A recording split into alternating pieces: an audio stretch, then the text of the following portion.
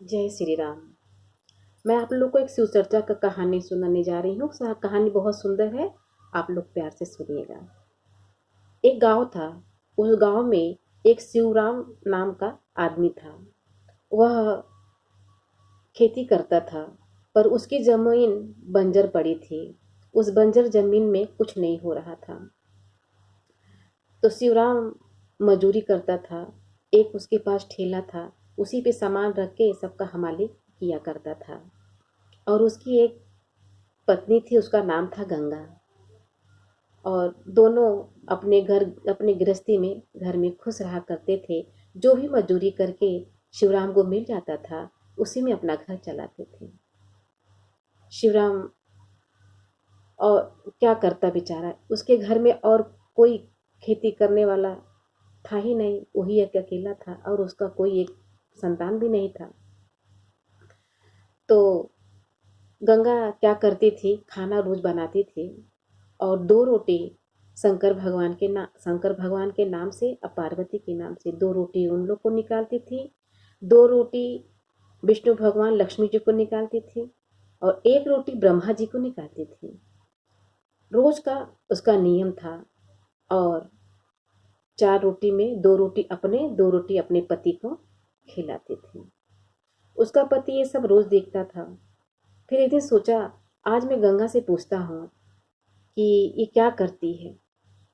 तो शिवराम गंगा के पास गया, पूछा, गंगा, एक तो किसी तरह हमारा घर चलता है मजदूरी करके, हम ये नहीं खा पाते हैं, और तुम दान करती हो, भोग लगाती हो भगवान को, ये मुझे पसंद नहीं है। तो गंगा ने कहा कि आप ऐसे मत बोलिए, आज भगवान का ही दिया हुआ कुछ सब जो कुछ है हम खाते हैं। दो रोटी तो आज उन्हीं की कृपा से खाते हैं। और जो हम खाना बनाती हूँ, मैं भगवान को भोग लगाती हूँ। वो तो मैं भगवान को भोग लगाती हूँ तभी तो भगवान खाते हैं। और वो भोग लगा के मैं गाय को खिला देती हूँ। तो उन्हीं का सब कुछ दिया हुआ है। आज उन्हीं की वजह से हम ठीक हैं। उन्हीं की वजह से दो रोटी हमें मिल रहा है और आप ऐसे बोल रहे हो। तो शिवराम गंगा का बात सुन के बहुत खुश हुआ और बोला, अच्छा, आज के बाद मैं कुछ नहीं बोलूँगा, तुम भगवान को रोज भोग लगाओ। इतना कह के शिवराम चल दिया मजूरी करने। गंगा कहती है, शंकर भगवान का नाम लेते जाना, भूलना मत। शिवराम कहा, हाँ भाई, हाँ ठीक है। शिवराम गया, मजूरी किया। उस दिन उसका मजूरी धंधा बहुत अच्छा हुआ। लेके खुशी से घर पे आया, गंगा को देता है।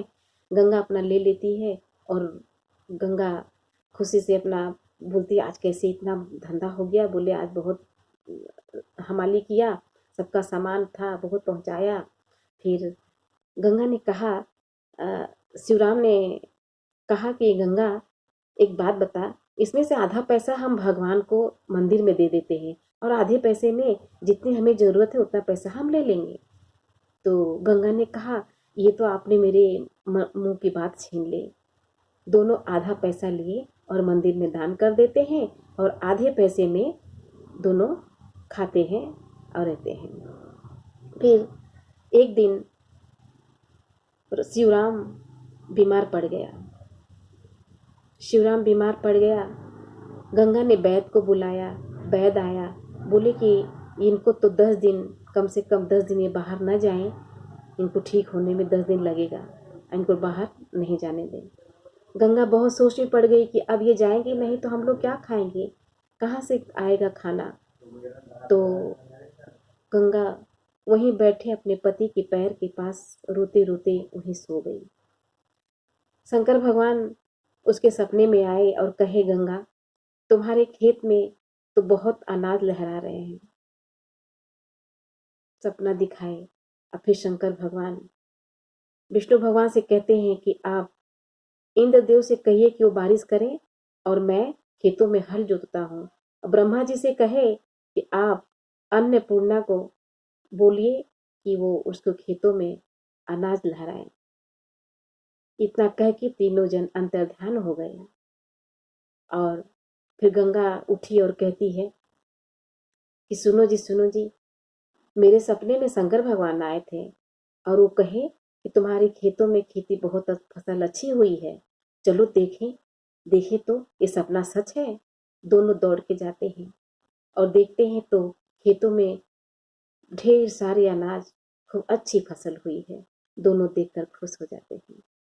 तो भगवान, दोस्तों, भगवान का हर, आप जो खाते हैं, जो भी कमाते हैं, भगवान को भोग लगाइए। भगवान के नाम से पैसा निकाल के मंदिर में रख दीजिए और जो भी उनकी पूजा पाठ में सेवा में लगे लगाइए। ऐसे करने से घर में बरकत होता है। हर हर महादेव, घर घर महादेव।